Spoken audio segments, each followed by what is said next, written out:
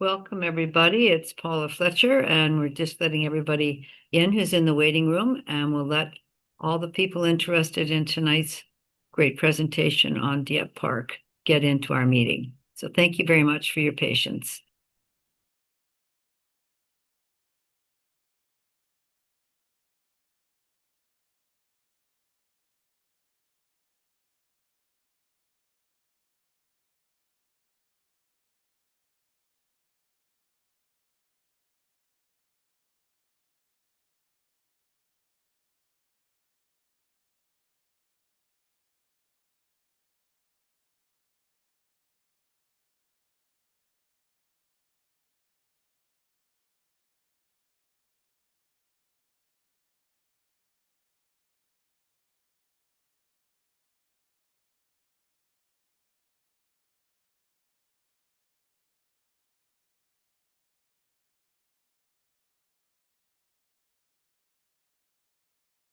Good evening, everybody. Welcome to the meeting on Dieppe Park upgrades. I'm City Councilor Paula Fletcher, and we're just giving everybody a chance to get into the room. Thanks for your patience.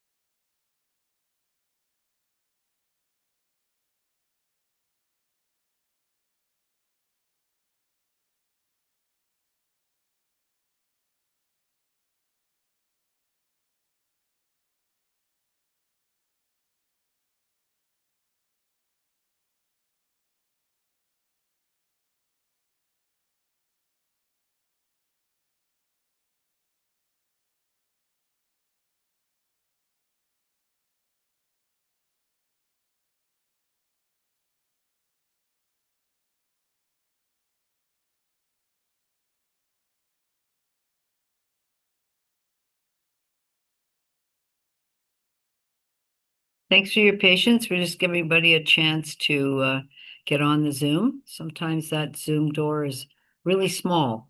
You can only come in one at a time. Just give them a few more minutes to get in. Thanks so much for being here tonight.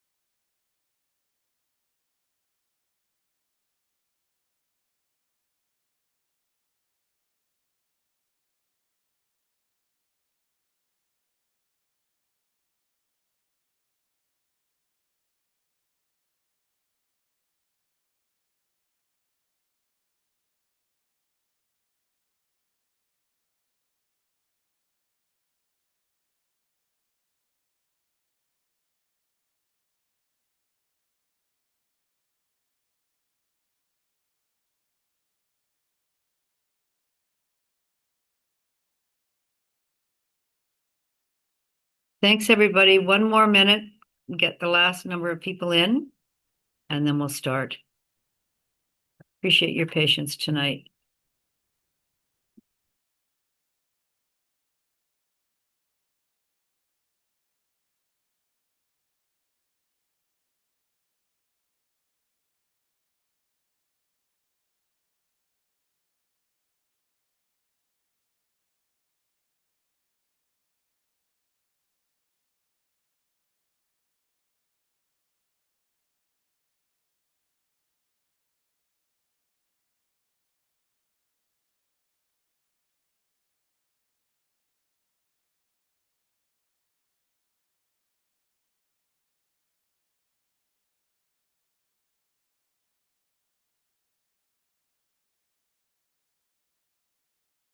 Good evening, everybody. I'm Paula Fletcher, and thank you very much for taking time out of your busy day and on a really nice evening compared to the ones we've been having recently to come to our Dieppe Park upgrades meeting.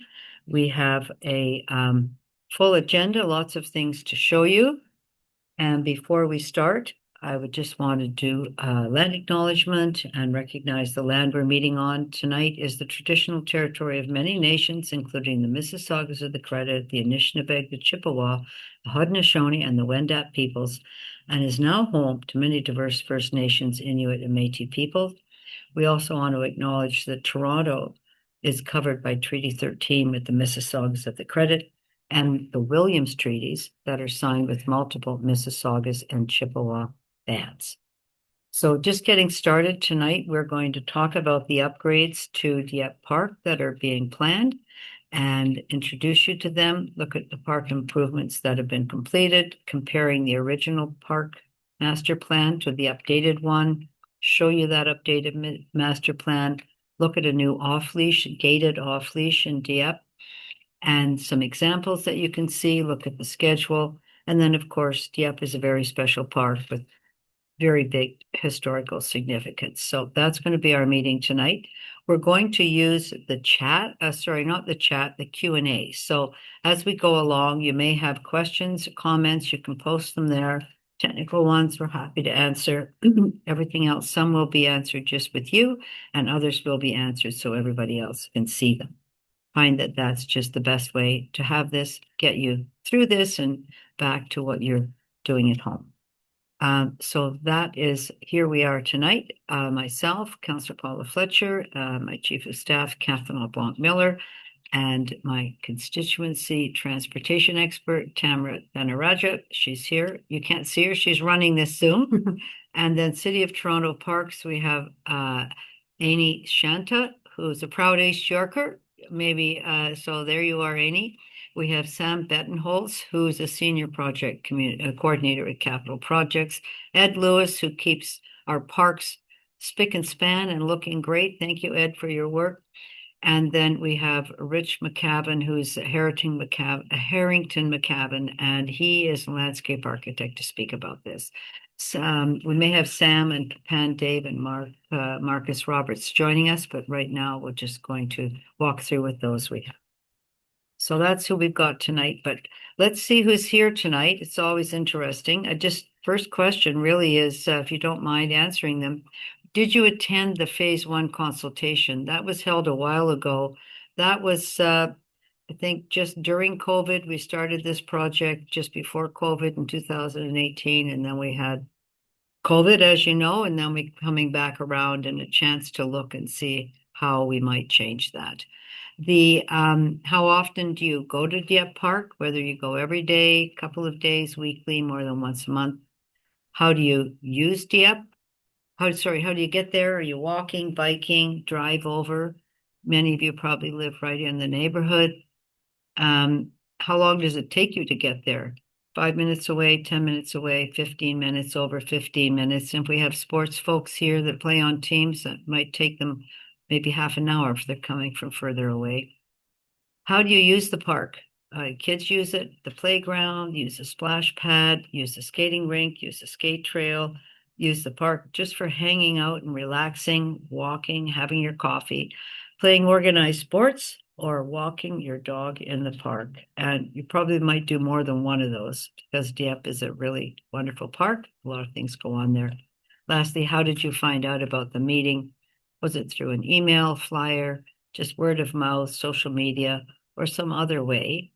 And I also want to know from phase 1, if you're happy with the new water features, and the other is, are you happy with the new play equipment? Because those were put in already. That was phase 1, and now we're moving to phase 2. So there you go, everybody. I know you're busy voting, and then we will give you your results here. We'll know who's here and everything else. Thank you.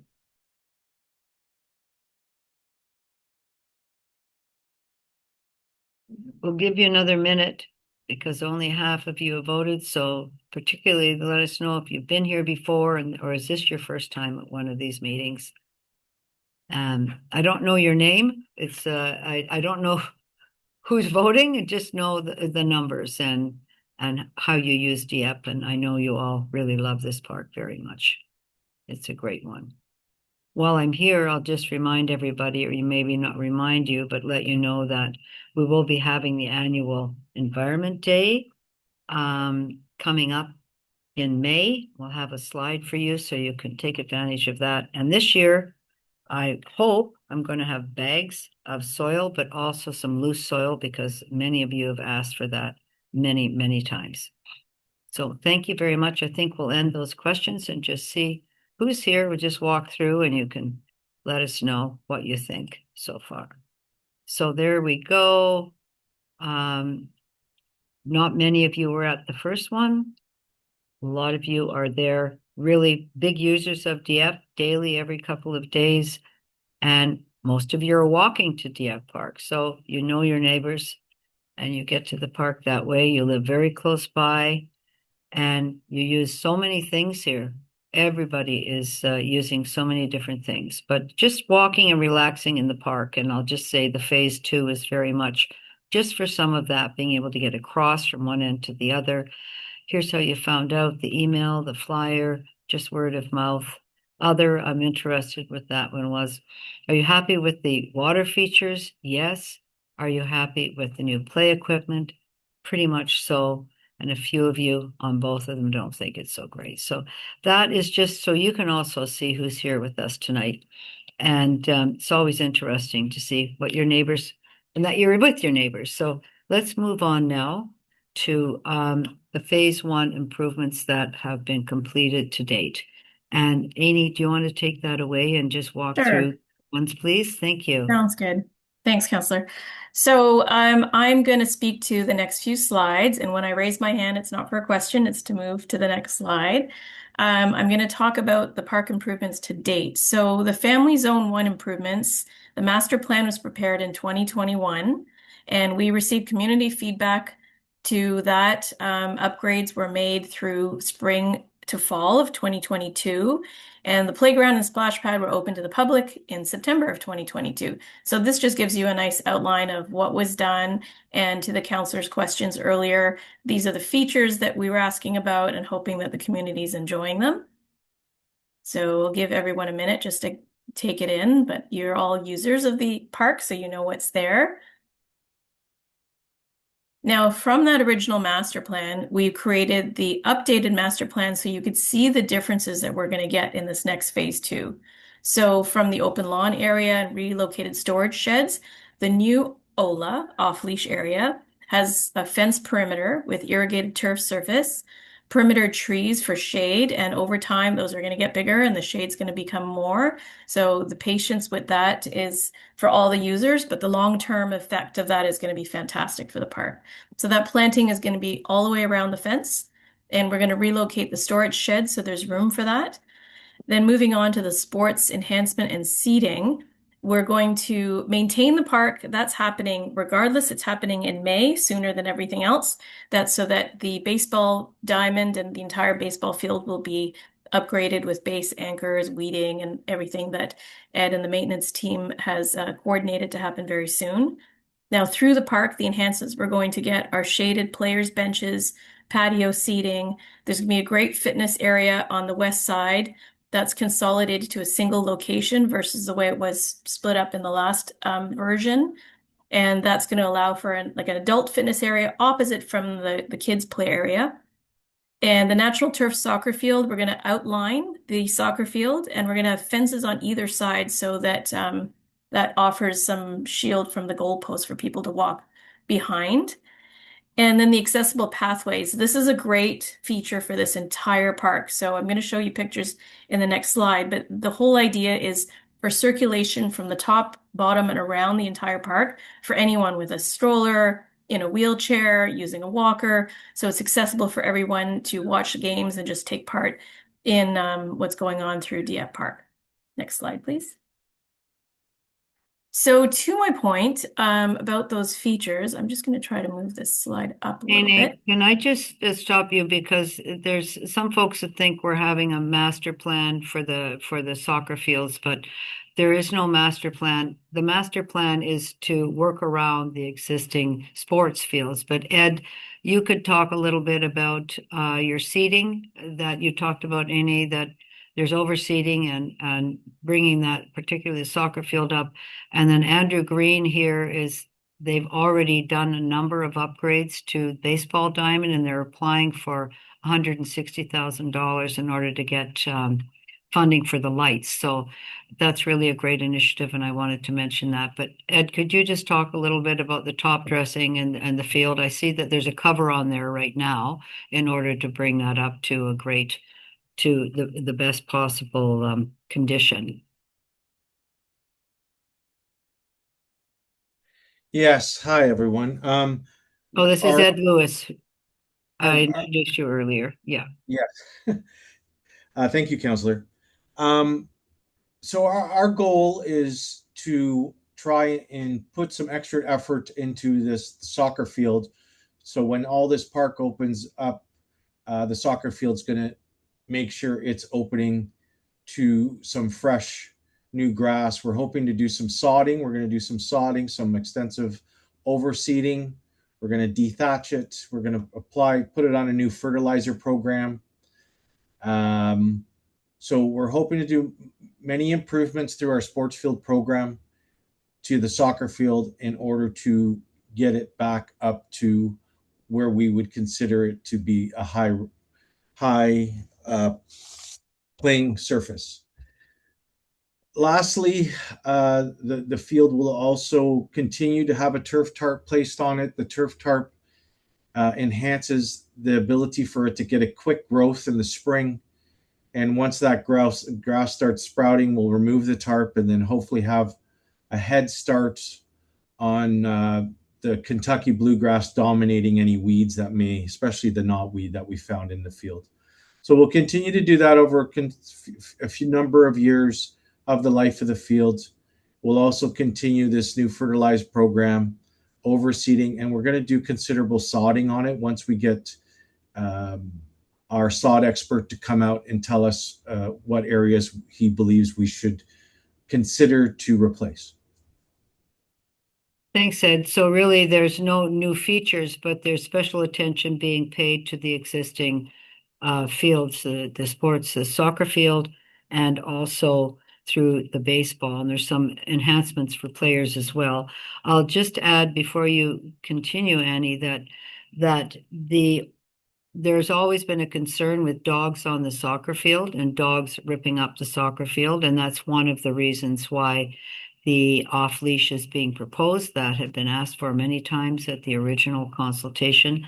And we're trying to make sure that all of the other amenities that were proposed are also going to be there. So that's just one of the things I wanted to say. And there couldn't be any artificial turf because people were running their dogs there. So there's no plan for that artificial turf, but with an off-leash area, that might become possible. And Annie will tell you the size of the off-leash and everything else when we get to this part. But I thought we should just stop and do that. Thanks very much. Go ahead. Okay, great.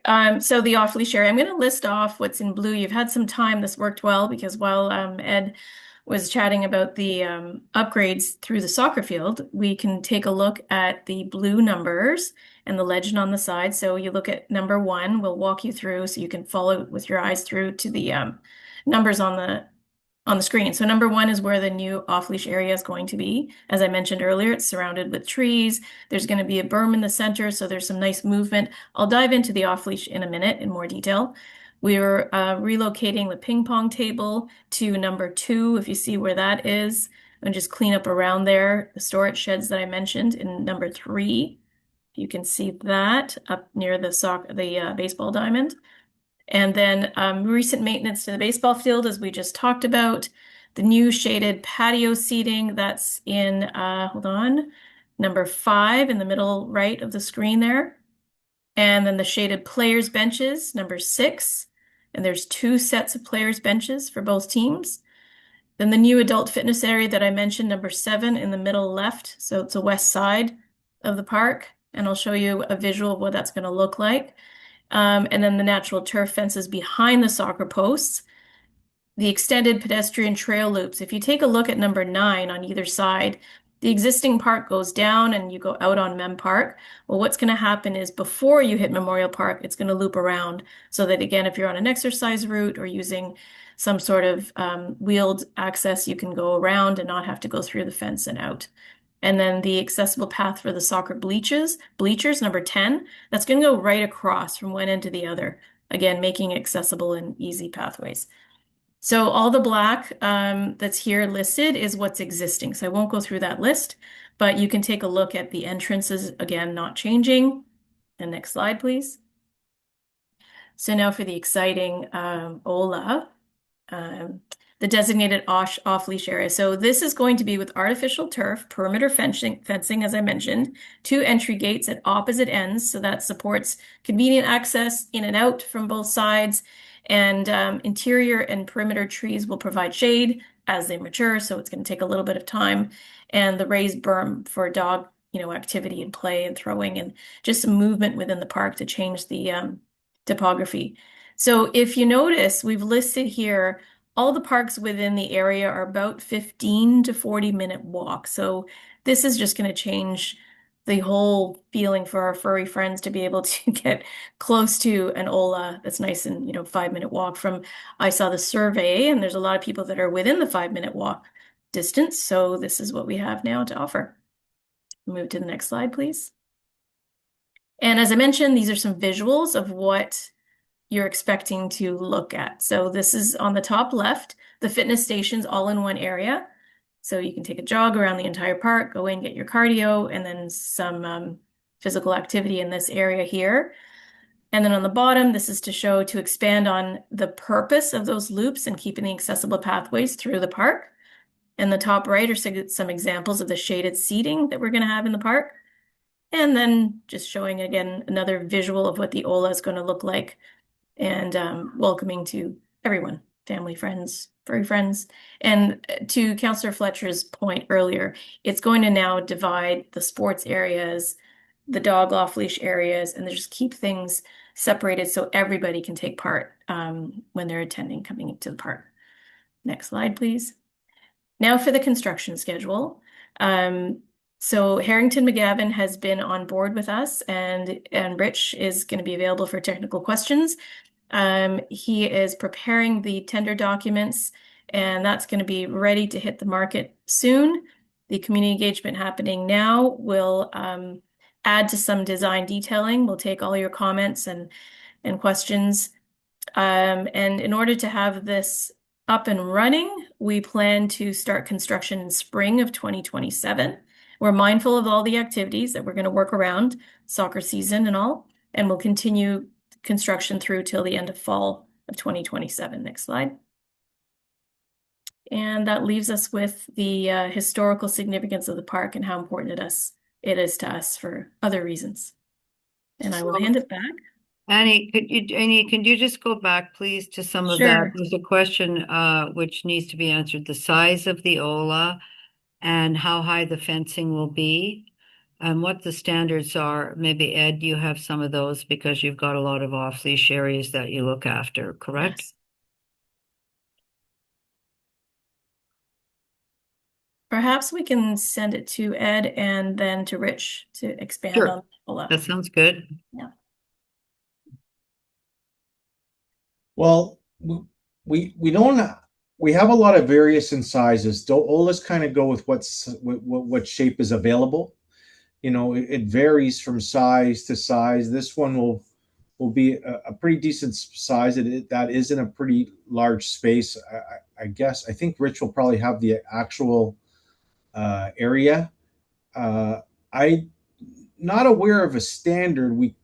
Some areas, when it's a smaller area, will more put in a relief station, not really called a dola, and those would be small in size, just a little space for dogs to go and relieve themselves when we're around buildings. But this space is going to be a pretty decent size for your Ola, and I think there's going to be lots of running area in there for the dogs. In regards to standard size across the city, they really do vary. Some will be extremely large depending on the open space they have and the size of the park it has. But I could get back to the counselor's office with some more area for of the 5 mentioned, of the size of those, but I do not have them in front of me. Just Ed, how about the size of the fence? Or Rich, how high are the fence? How high is the fence that's being proposed there? Typically 5 feet around the perimeter is what you get for most Zolas.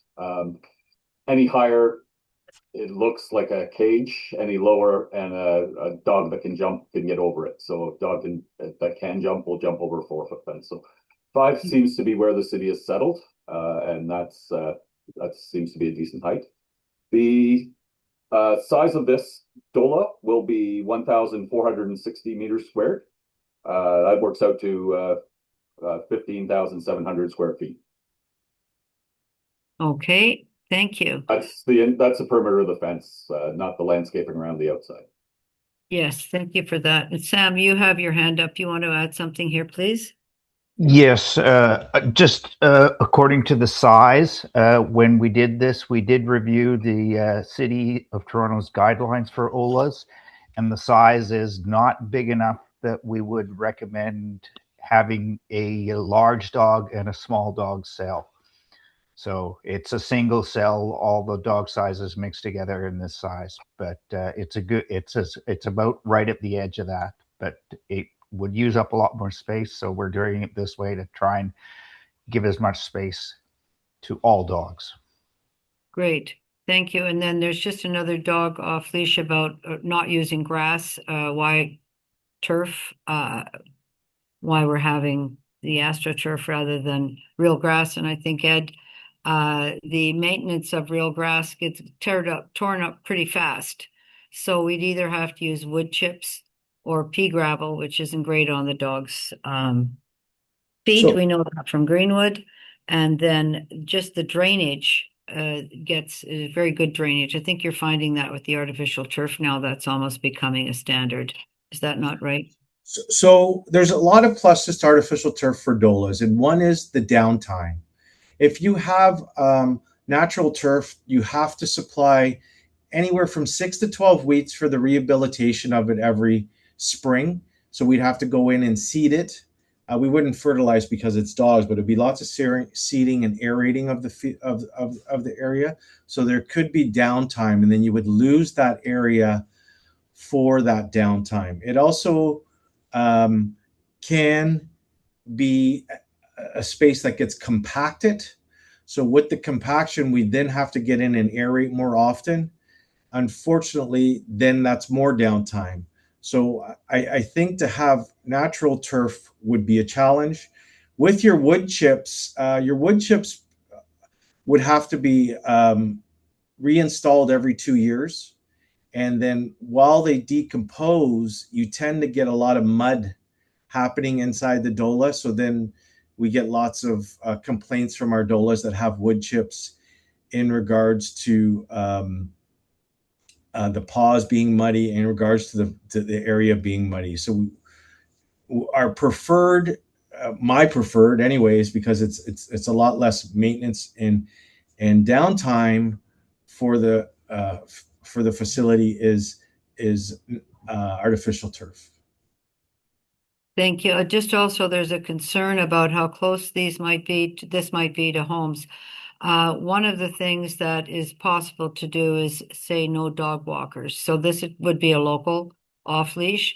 It would not be a park where dog walkers would be able to come and bring 6 dogs and all meet and have the dogs run around. There's a number like that, but some of them do have that prohibition. And I think from what I'm reading here, that would probably be something useful to have in there. And this is really to make sure that all park users have a place and that the sports fields aren't being overrun, that there is a place to play for dogs, for kids, for everything. And when there is no organized permits on the sports fields, then that will be for kids rather than dogs ripping up that turf. Hopefully it's a win-win. Do you want to just talk about the player benches for a minute, the spaces for the kids and players to sit that have been introduced here? Sure. I'm actually going to pass that to Rich as well because Yep. I want to give him credit for the landscape design on it. Go ahead, Rich.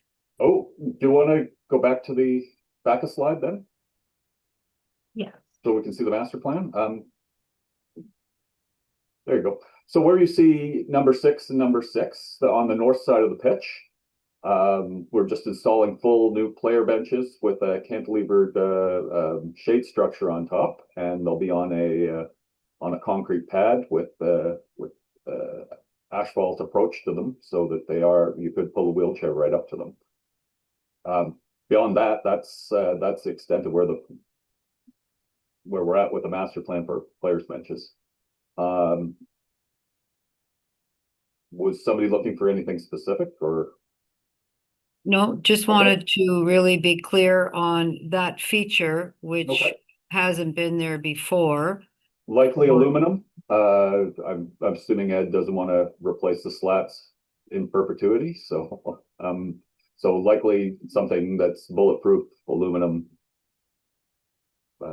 Yeah, that's And just on that accessible pathway that would take you all the way across the park, can you just show us a little bit of, just trace it? So you Sure. can come in Yeah. off Memorial Park and So whether you're with a walker, a wheelchair, a tricycle, a bike, or anything else, you have access from Cosburn to Memorial Park. Do you mind showing us that, please? Sure, I don't have control of the arrows. Someone Oh, might. So if we see the arrow on the bottom right, it's at number 9 on the bottom right, and I think Catherine, someone's controlling that. Just move it up from number 9 to number 2. So if your eyes can follow up, and then it goes, either you can go straight up and out on Cosburn, or now you can hang a left at that junction there and go across. So right now this is all turf and it can be quite wet. So this is going to allow for that continual movement across to whether it be the dog park, the fitness area, or you're going to move up, and continue out towards yep, there we go. So in the winter time, this is all skating rink and ice rink, but in the summertime, we have pickleball action here. And so this gives the opportunity to just, again, move through the park with continuous accessible route. And if you go back south, you can go right back out and loop down to the bottom left corner of the park. And it's the same loop that we have on the bottom right. And that way you can just continue looping through the park if your destination is wherever it may be through the park. thank you. Of course. Which is great for little kids that want to just have a little ride around there instead of just being on the grass all the time. Trying to look for everybody. I'm just going to go back to the dogs, and there's some good support for having no dog walkers here. And I think, Ed, once that's been established, there's signage that it's not a dog walker park, it's a local park, and that their dog walkers do have a responsibility if they're a commercial dog walker. And then I think it's parks or animal control. But Ted, how is that dealt with if parks are being overrun or the off-leash being overrun by dog walkers when they're not allowed there? So that's an easy motion to make and create that new off-leash as a local dogs only. Yeah, so that would be enforced by the bylaw team. We would flag it for them if it became an issue where we could not communicate just by using communication, have people not use the park that are using it as a business. Commercial dog walkers have their locations they can go to. There's several of them. So if once that becomes official, then you call 311. You can reach out to us through 311 by the complaints, and then we will flag it for bylaw, and then bylaw will go by to ensure that it's being used by community dogs. Yes, because commercial dog walkers are to be licensed, and that's a privilege for you to bring your dogs into an off-leash area. So that is actually quite easily enforced in the city in parks that have been now determined that they should not be with the commercial dog walkers who can have up to six dogs at a time. So I'm happy to bring that forward. I think there'll be a dog water fountain. There usually are in all the off-leash areas. Now, Rich, you're nodding your head, yes? Yes, what we actually did was locate one just outside of the southeast entrance. Because we wanted it to be central to everybody. So it won't just be a dogs off leash bottle filler. It'll be a bottle filler with a drinking fountain and a doggy bowl at the base. So that everybody that's close to the players' benches, it's fairly close to the exercise pod, and it's close to the family area, although I think the family area has one hanging off the wall. So anyway, it's Where is that on the drawing? Where is at your the south water station? in the southeast corner where you see the arrow Yeah. going to enter the Ola, right Oh, beside it. right So here, directly to the right of near that number arrow. 6, No, no. near number 9. Entrance to the Ola. So where you have number 1, there you go. It's in that area. Right there. So central for everybody. Yep. And that feature doesn't exist yet. That's a No. new feature to have that Yes. in the park. Okay, thank you. We'll just go back to a few of this. Question as to why the baseball diamond is always locked, Ed. Can you tell everybody that, please?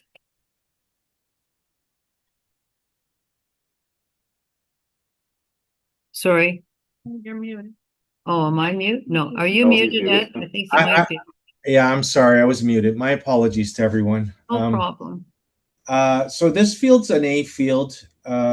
Permit groups had put forward asking us to lock the field because what was happening, because this park did not have an OLA, it was an opportunity for people to actually let their dogs run free without worrying about them getting out of reach for them to get a hold of or taking off on them. So they were using it as an OLA, the actual baseball diamond.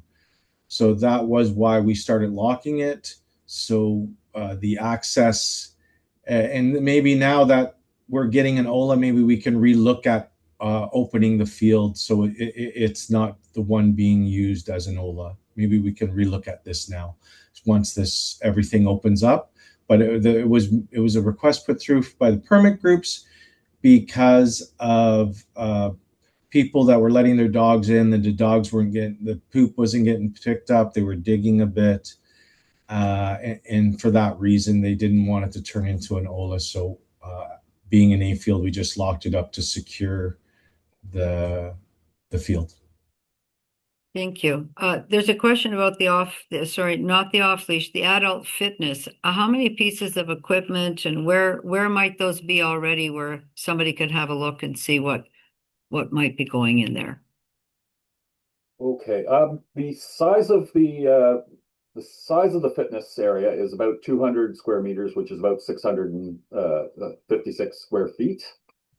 We haven't finalized the list of equipment yet, but we know there's enough room to have pull-up bars, push-up bars, climbing net, rope climber, and a dip station. Locally, I've just installed this equipment, but up in North Etobicoke. And I'm about to install another one. Ed, can you or somebody from the city think of anywhere close to here where there'd be this type of equipment? Yeah, Greenwood's got its fitness centers. Yeah, Greenwood would have. That's right. Okay, that's where I've seen one of those cargo nets at Greenwood. So Correct. we're looking at something along those lines. Yes. How about the one in Riverdale Park? That's a pretty comprehensive one. Is that the same kind? It's pretty similar. Yeah, Yeah. We don't have any pictures of those, do we? Go to the visual slide. There's a little farther on. There's the visual slide, 2 slides up. We'll show sort of a next. There we go. Top left gives you an idea of what it should look like. Mm-hmm. So you can see both okay. So the push-up bars are there, the pull-up bars are there. The black things in the center are step benches, but I just put in regular benches and armor stone walls on the one side to save. You can use those for exercising, and then there's the cargo net that you see at Greenwood, a dip station, which is effectively 2 arms on posts that you can do dips on. And there'll also be a series of instructional signs for the equipment as well. Very good. There's a question here about the fence on the Memorial Park side. Is that going to be changed in any way?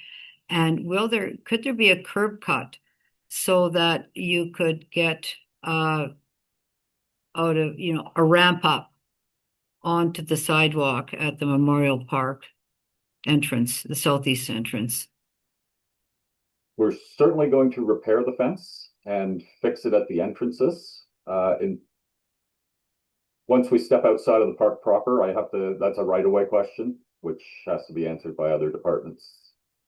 But that is something that I think you could at least give a look at that and see, since somebody's getting dropped off or getting up onto the curb, it's actually impossible to get onto the sidewalk if you're not already on the sidewalk right there. And this is now creating a pathway. So I know that's not your jurisdiction, but it would be helpful because I can then ask that also happen at the same time if we know the best place to put it. It's the only issue would be whether or not you're creating a dangerous situation where you're creating a crosswalk where you shouldn't. And I just hadn't. That's my only comment. I'm not saying no. I just flushed out. I think the first time we had this conversation, we then got the stop sign at Memorial Park in Greenwood that came out of that consultation. And maybe there's something that would allow you to safely cross the street from the south side to the north side. And we'll look at that from transportation services and see how to do that. Mm-hmm. And I wonder if there's anywhere where, there's a lot of different equipment, Rich, that you can use in a park or for your exercising, and the TRX straps that tie on. Would something be high enough that people could actually bring some of that and do some of that exercising, or would you be able to add that into the plan? If you know what I mean, you hold on to them and then you do various exercises. Well, the pull-up bars are high, so that would probably suffice. And the cargo net climber, if you've seen it at Greenwood, it's a pretty substantial feature. So I think you'd be How okay. high is that bar? How high is the pull-up bar? There's a set of 2 or 3 of them. I would say they're probably at least six feet. Pardon me? 6 feet at least.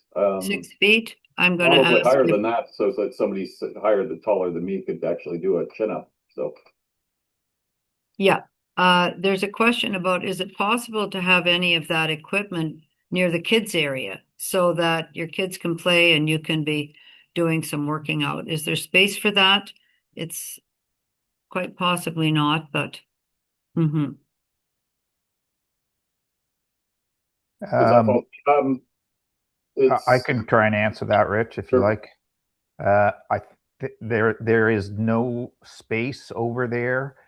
And there's also some danger that kids who aren't big enough for that equipment try and use it. I mean, it does have safety surface underneath it. It is protected, but it is not sized for smaller kids. And yet some of them might be tempted to use it. So we do try and provide some separation. okay. Can you just go over the rollout for the construction? What's going to go first? What's going to happen first? It's obviously fairly significant, and maybe you're doing that work. Are you doing that work, Rich? Your firm? How you see that work rolling out? Because it's from the top of the park to the bottom. Yeah, so as I mentioned, we're going to work around the ongoing park schedule. So we're going to start at the top half of the park, the Ola first, section off so that in the summer and early fall when the soccer fields is in, prime use, we're going to separate it so that we can do some work at the top of the park and then move down afterwards. I'll hand it back to Rich in a second, but I just wanted to describe that process so that we're trying the least amount of interference to the park activities. And we'll be blocking it off accordingly so that also from the safety perspective, the construction zones are sectioned off for this phased approach. So you'd still be able to use the park while Correct. the construction's underway. Right. Hmm. For the most part, we would try to be, there's so many user groups. Eventually somebody's going to be inconvenienced, but we would, we have to actually go right up to the playground. But until we have to do that, we can keep it fenced off and open, but we have to operate in a safe manner. And um, we'll just, there are a few little things like the rubber surfacing we're showing for the exercise equipment. That has to be installed in the proper temperatures or else it'll fail. But obviously the sod has to go in when sod's available. Asphalt path all the way through is probably going to be one of those periods where everybody's a little bit inconvenienced, but we'll divide it up as best as we can to try to keep as many people happy as for as long as possible, I guess is. That's a good But that's our goal. philosophy. Then we got to get a contractor on board to, and then they'll be a partner with us in that.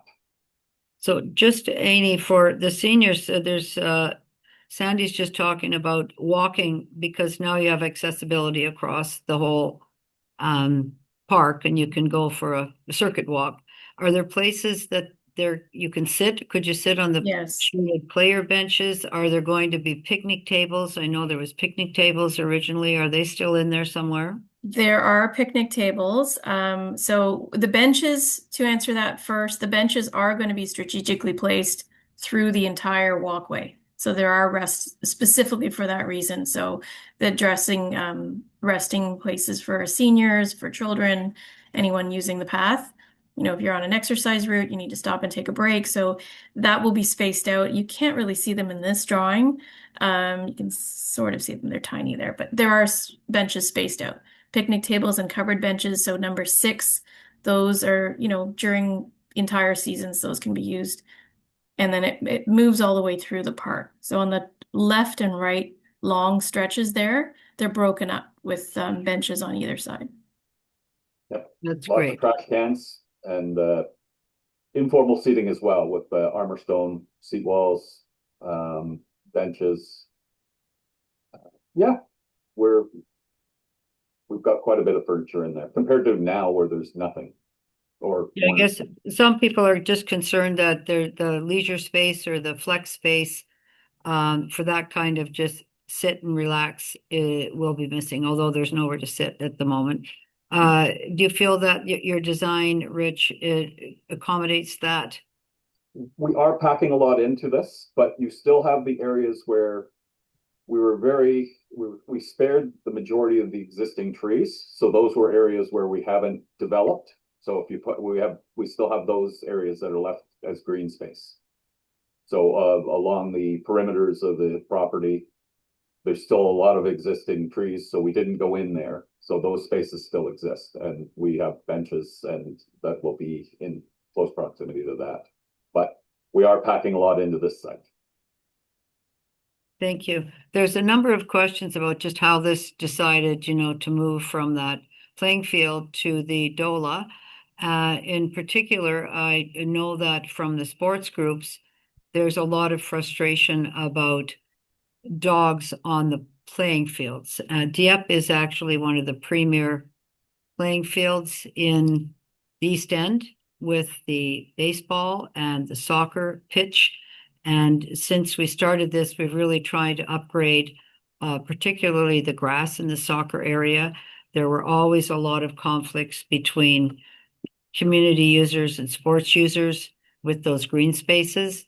So that is one of the reasons why the city thinks let's keep everybody in their space and that it then protects the playing field for sports uses, but also for community uses, for casual play, for more relaxed walking than having dogs tear up the turf because it is a very difficult thing in the spring or the fall. You see how wet it is. The turf gets torn up and then it's almost impossible to have a good playing field surface. So it's really to honor the credible sports focus at Dieppe and by separating two types of users because the dogs are in there, as well as maintaining a whole number of all of the community benefit pieces that we'd looked at. The fitness equipment, by the way, Rich, we'd like to have that over 6 feet tall so we can put the straps in there. You've seen that. So Yep. that's really the reason when it got looked at again to do that. I know that we said it couldn't be, but East York actually only has one or two. And you can see how far it is to get to an off leash to walk all the way down to Monarch Park. That's a long walk. So I think everybody gets used to having a fenced area, and the dogs are behaving better and owners are behaving better at that point. So that really is one of those reasons why that's happening. Thank you very much for that. And yes, there will be enforcement because once you've got that there, absolutely. I'm just wondering, there are some questions about whether the soccer field will be getting new nets, Ed. I think there's the goalposts and nets. Are those new or they're going to be new? Yeah, our hope we not our hope, we will be supplying new nets that are actually we're just waiting for final approval to purchase new nets that are actually come with the mesh. So we'll have them. We just have to find out if they come in the size for this field that will. Once all the construction's done at the back, we have to make sure there's enough space for those type of nets, so we're not taking away the size of the field. So we're kind of just waiting to see what we got at the back end of the west end of the soccer field to see what nets will be most suitable. Our hope is we're going to put in the nets that have the mesh always stay on in the field. So and there'll be removable nets is our goal, so we can take them off in the fall, put them back in the spring, and that way you don't end up with that fall play that damages the goal mouse so heavily. So our goal is to have removable, goal is to have mesh, and goal is to have new.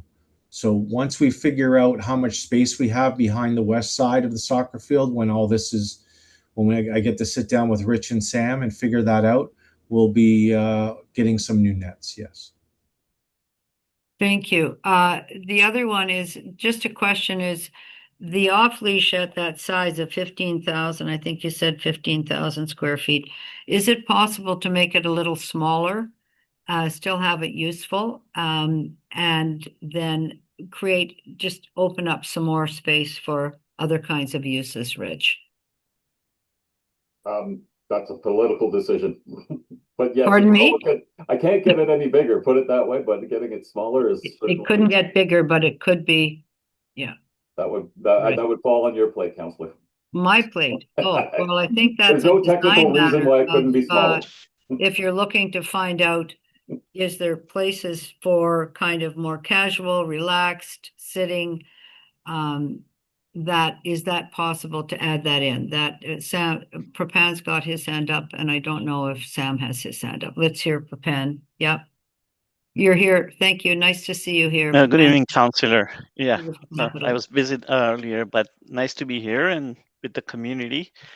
So I think, yeah, that's a good point that I see some questions regarding sitting spaces. So if we can, Rich, look at an option of shrinking it to, maybe by 150, 200 square meters and see if we can come up with some better sitting place and give it an option and look how everything fits into that space and try to open space.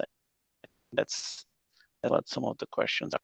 And yeah, definitely that's the reason for this meeting, to get some input and see how everyone uses the space, and we continue supporting everyone's needs. Thank you. Very good. There's just another question about the AstroTurf, and I know that there's a flushing system that exists there. It's one of the reasons why which doesn't exist perhaps with wood chips and other things. Ed, I know you're very aware of this. Yeah, it comes with a washdown system. So I assume, and Sam might be able to get into it more, and same as Rich with the actual specs of it. But what happens is the irrigation comes on, it washes down your artificial turf.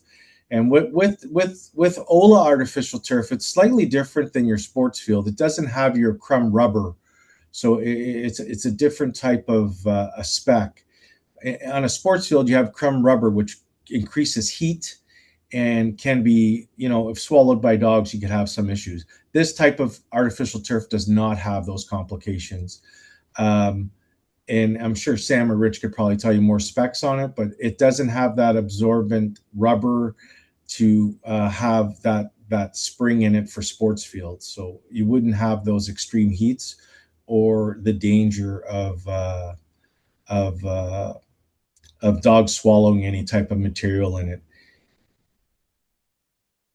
But there's a flushing system, The and there's other things that are there. Yes, so it's the same we have at we don't have many artificial turf ones, but like I said, Rich and Sam could probably comment on the actual flushing system it has, but there is irrigation that would be installed that would have your wash down system for feces and stuff like that. Yeah, Yeah. it's nothing revolutionary or advanced. It's the turf is free draining and there's clear stone underneath, and the irrigation system acts like a shower. So it's not any, when you say flushing system, it's not. I don't want anybody to picture anything strange. It is simply you're irrigating it every day, and it's just washing through the grass. So it's more like a car wash than a flush. So, but yeah, that's the way these things are designed. They don't hold water. So. I have found in other off-leash parks that they get, without that drainage system that would be there, it does get very smelly. So I think Yep. that it had, and it does get quite smelly. So the again, that chart, please, Annie, about how far it is to get to their off-leash areas. Why here? Because there are not a lot of opportunities. You can see that Stan Wadlow is quite far away, and the other ones are very far to the south. I think Tamara's going to put that picture up. Taylor Creek, that's a pretty long way. Monarch Park, that's a long way. The Pocket, it's big beside the TTC yards. It's very big, but it's a long way, and the same with Withrow.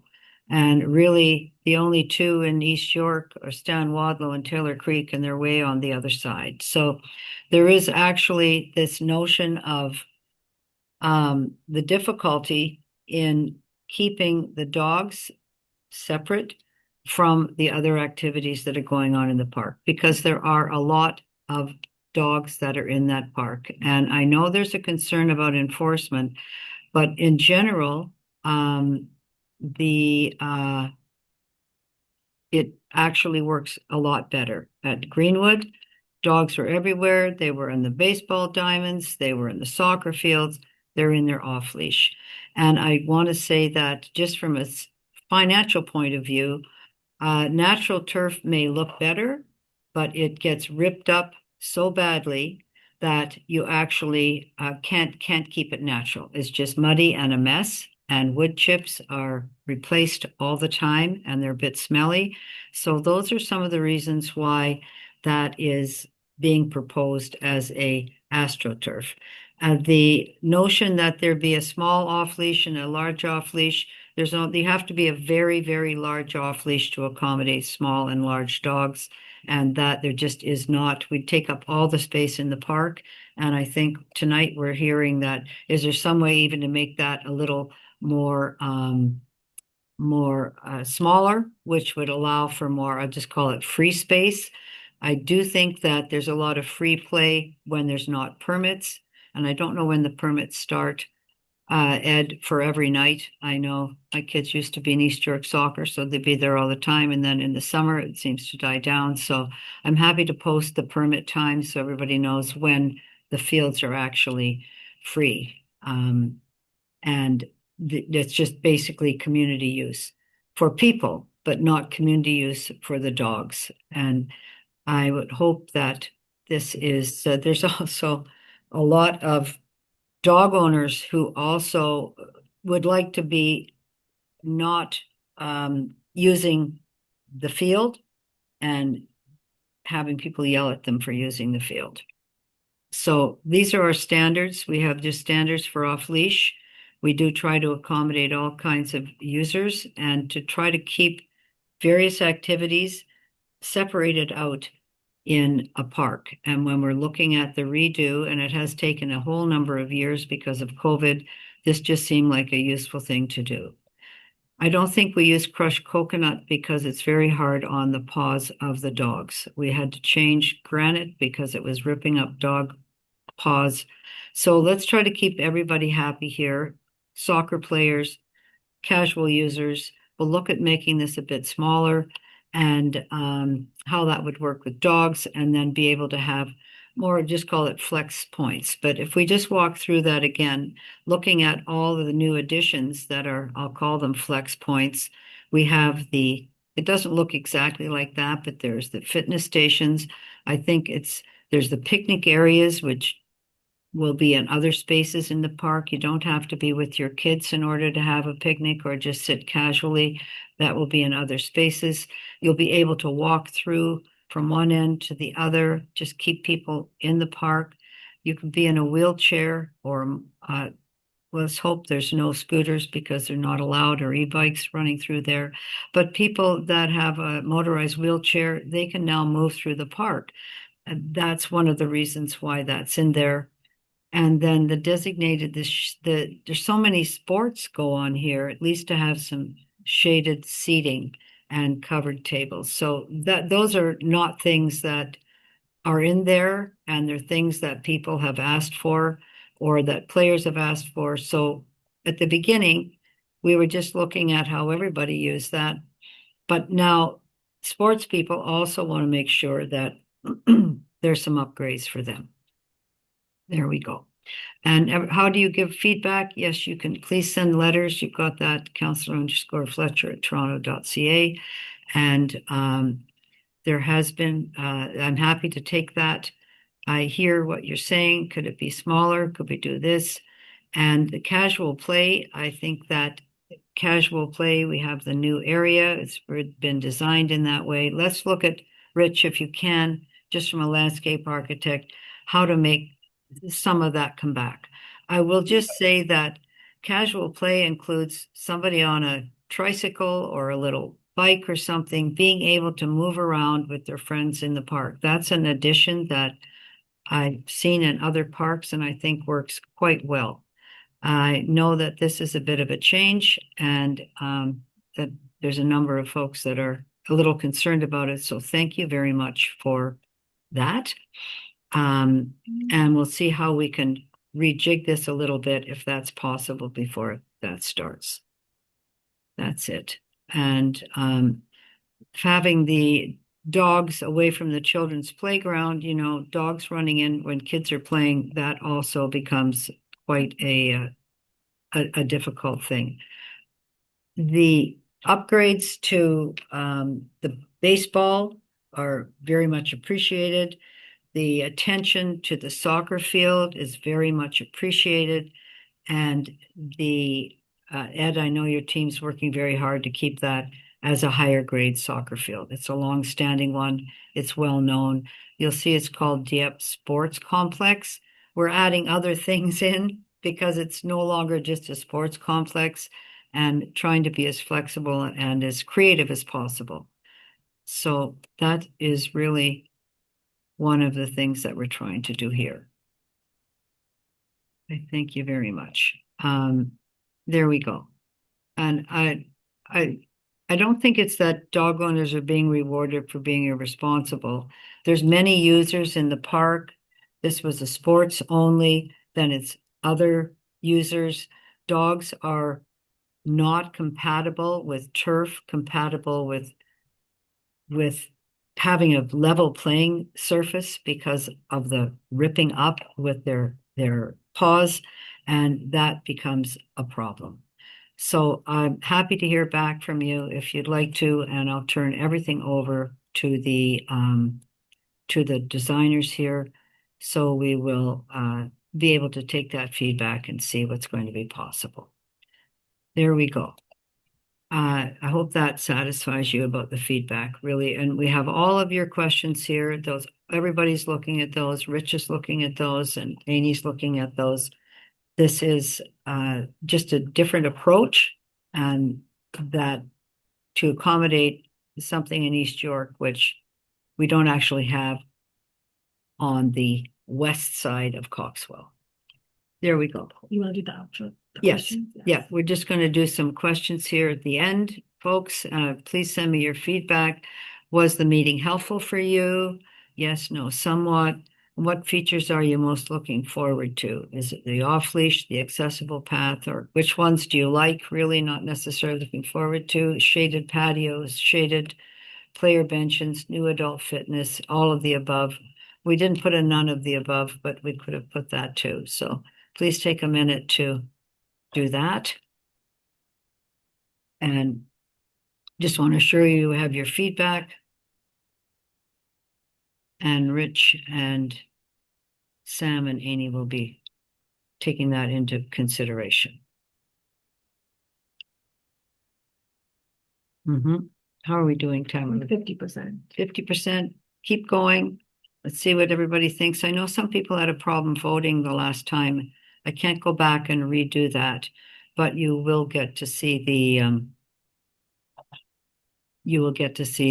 recording. We always send that out to everybody who's on the recording tonight.